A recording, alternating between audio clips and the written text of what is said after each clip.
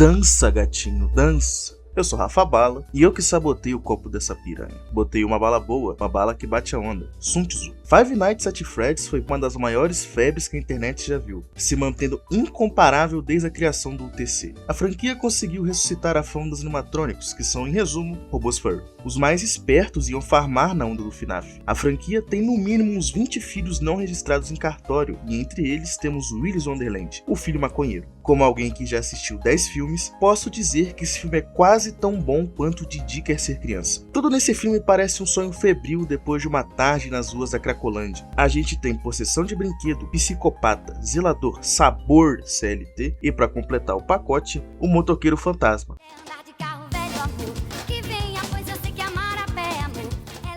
A cidade do filme fica no cu dos Estados Unidos, o que explica o filtro mexicano de Breaking Bad que se passa no começo do filme. Tem um daqueles furador de pneu no meio da estrada que acaba com o carro do Nicolas Cage. Aí ele acaba ficando preso no meio do nada de Tijuco Preto, Tijuco afrodescendente, São Paulo. Ele é encontrado pelo mecânico da cidade, que dá uma carona pra ele. Antes de continuar, só queria avisar que eu não lembro o nome de ninguém no filme, então eu vou dar um título pra todo mundo. Lá na oficina, tem um monte de cartaz de gente desaparecida. O mecânico não aceita cartão e nem cheque, só dinheiro vivo. E de acordo com ele, não tem internet na cidade. Filha da puta, eles estão no maior país capitalista do mundo.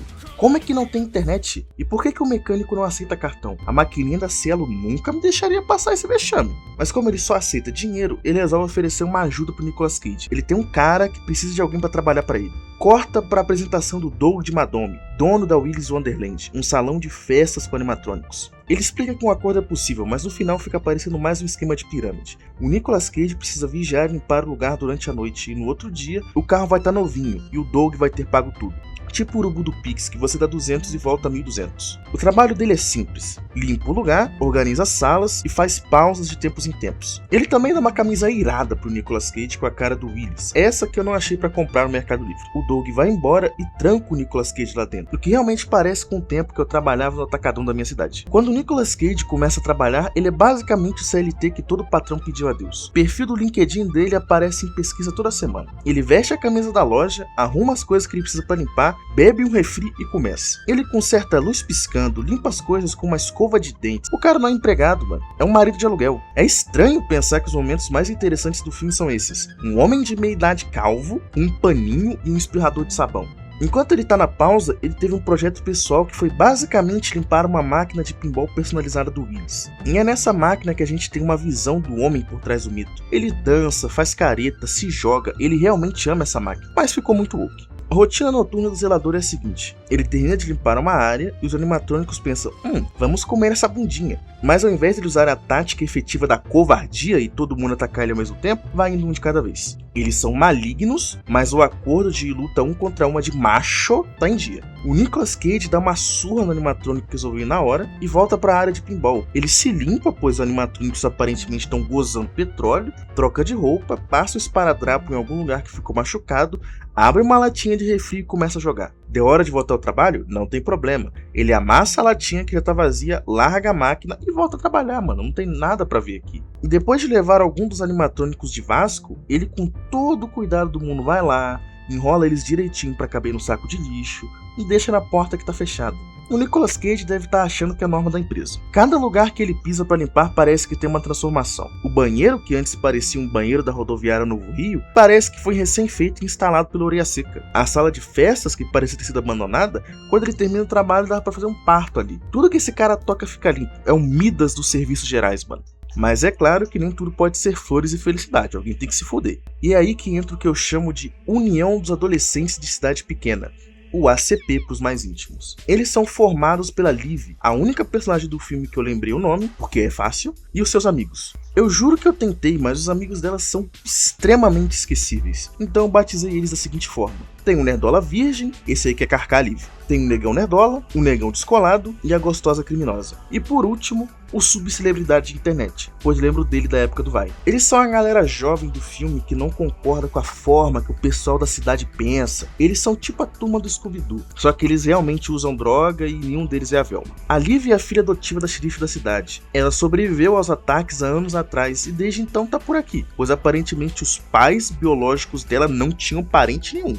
Ela vive tentando acabar com o Willis, mas nunca consegue. É uma relação meio Sonic e Robotnik. Ela meio que sofre com prisão domiciliar por ter tentado queimar pneu na estátua do Aleijadinho na frente do Willis. Enquanto isso, o Nicolas Cage está chegando no trampo novo. Os amigos dela finalmente invadem o trailer onde ela e a mãe adotiva moram. E lembra da gostosa criminosa?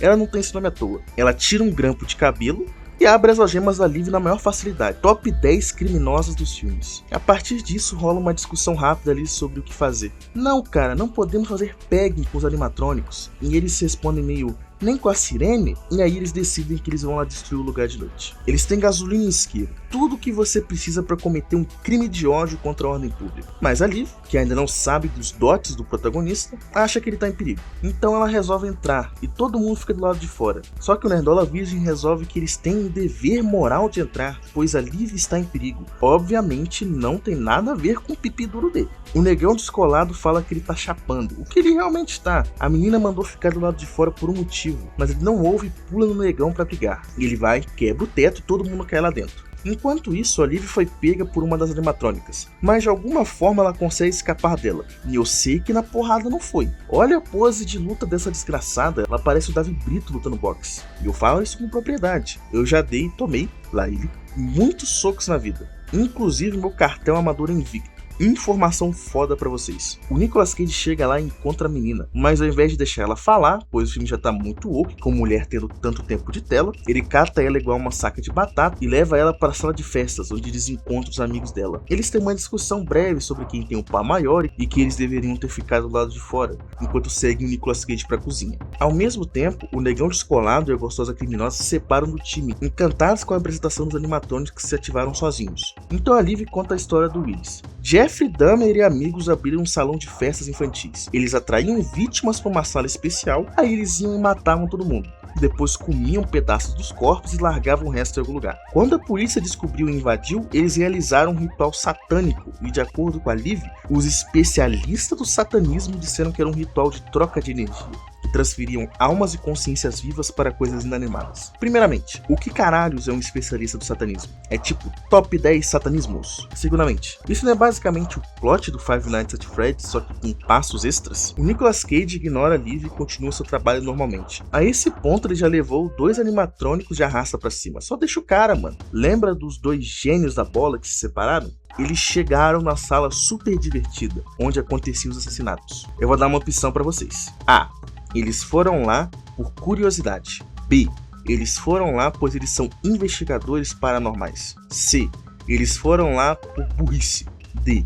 Eles foram lá para fazer um neném. Se vocês disseram D, vocês acertaram. A gostosa criminosa fica com tesão e resolve começar a fuder ali do nada. E voltando ao grupo principal, eles percebem o desaparecimento do casal lá e resolvem procurar eles. Então o Willy começa a cantar, e eles param ali no meio da sala só pra ouvirem. Estão assistindo uma apresentação de arte moderna no Teatro Municipal do Rio de Janeiro. E o Cavaleiro Knight mata a subcelebridade na internet, atravessando ele com uma espada, e ele obviamente morre. Vagabundo não é o Dante. Enquanto isso, o nosso casal tá praticando coito. O negão nerdola vai de arrasta também. E eu realmente fiquei impressionado do negro não ter sido o primeiro cara a morrer no filme. Os 2 patetas que estavam fazendo um eita bicho sexo, eles são atacados pelo crocodilo, que devora o negão descolado e depois mata a gostosa criminosa. Antes disso, ele estava sendo muito sinistro observando os 2 praticarem o coito. Era uma cena meio voyeur. O último a morrer é o Nerdola Virgem, e foi por pura burrice. Esse cara não fez Enem, e muito menos o Provão Paulista. A Camaleão encontra ele e começa a falar sobre como tem uma nova energia do outro lado, e como tem muitas respostas que ele pode dar, parecendo mais alguém tentando vender um curso de massagem tântrica que qualquer coisa. A Liv aparece, e a Camaleão, percebendo que não vai conseguir sustentar o personagem, agarra o cara pela cabeça e quebra o pescoço dele. Todos os amigos da Liv morreram, por culpa dela. Ela é a vilã do filme. Ela tá arrastando um bando de jovens pra cometer atos de vandalismo público, sendo que é sobre vingança, e no final todo mundo toma no cu,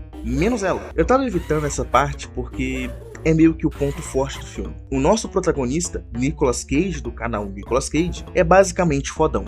Desde a primeira aparição dele no filme, ele tá farmando aura. O primeiro animatrônico aí de caixa é o Ozzy. O Nicolas Cage arranca a cabeça e a coluna dele na mão, é fã do Sub-Zero. O segundo é o Gus, o gorila, que pega o Nicolas Cage com as caras erguida no banheiro e tenta só levar ele dessa pra melhor. Mas o Nicolas de alguma forma aguenta o abraço de não sei quantas toneladas do gorila, que deve pesar mais ou menos meia Thaís Carla, espanca ele e finaliza o animatrônico colocando a cabeça dele contra um mictório e chutando. Pra mim isso aí foi racista, não tinha pra que fazer isso. Lembra do Cavaleiro Knight? Ele mata o cara com a própria espada. É tipo ver o Kakashi copiando os Zabuza pela primeira vez, mano. Logo depois que a Liv, protagonista, encontra os dois amigos do sexo, o Nicolas Cage de alguma forma consegue ser mais forte que o crocodilo. Empurra os dois lados da boca dele em direção oposta, quebra e depois arranca a goela do bicho. Eu tô começando a achar que ele tá fazendo amor com suco. Lembra da Camaleão? Ele até ia lutar com ela, só que aí deu o horário da pausa.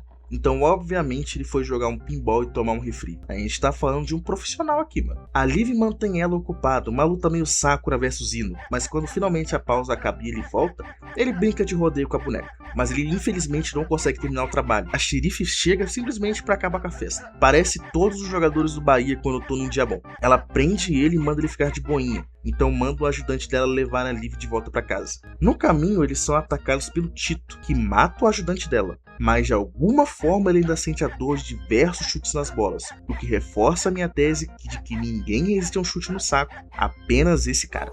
Mesmo algemado, o Nicolas Cage acaba numa luta 2 contra 1. Ele está contra a Camaleão e a Sirene, enquanto toca cabeça, ombro, joelho e pé. Eu nem preciso fazer piada aqui, mano. O roteiro tá se escrevendo sozinho. Mesmo algemado, ele dá uma senhora surra nelas. Ele nocauteia a Sarah Sirene com uma chave de coxa. Aquele movimento que todo homem deseja experimentar um dia. Enquanto a Camaleão, ele explode as algemas e quebra o pescoço dela. O último que sobra na loja é o Willy, pois as outras duas também foram ensacoladas e jogadas no lixo. Só que a xerife, que aparentemente não terminou o ensino médio, ameaça ele com uma espingarda e chama o Willy pra matar ele. Ele levou basicamente todos os animatrônicos. O que custa ele levar mais um?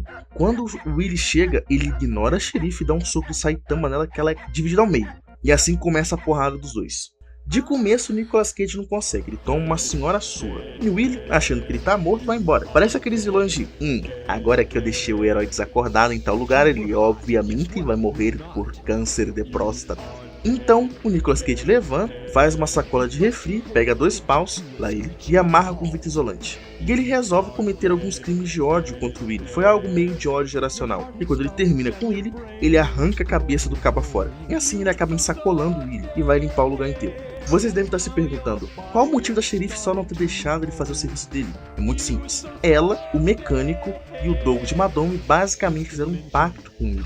O Doug de Madome tinha reaberto o salão de festas depois que passou um tempo, mas obviamente começou a dar merda. Os animatrônicos atacavam crianças, chamavam as pessoas para fazer uma orgia em Ubatuba e começaram a causar muita confusão mesmo em Galeria do Mal. Então eles fecharam de novo. Só que mesmo assim eles começaram a sair do lugar para atacar gente na rua, na escola, no parque, no Beto Carreiro World. Então eles firmaram um pacto. Eles iam alimentar os animatrônicos desde que eles deixassem as pessoas estarem em paz. É um puta pano bosta mesmo. Eles pegavam gente que ninguém ia sentir falta e davam para os animatrônicos almoçar. Aparentemente estava tudo dando certo, até que o protagonista aparece e faz eles sentirem como é jogar em um time da 4ª divisão do Campeonato Brasileiro.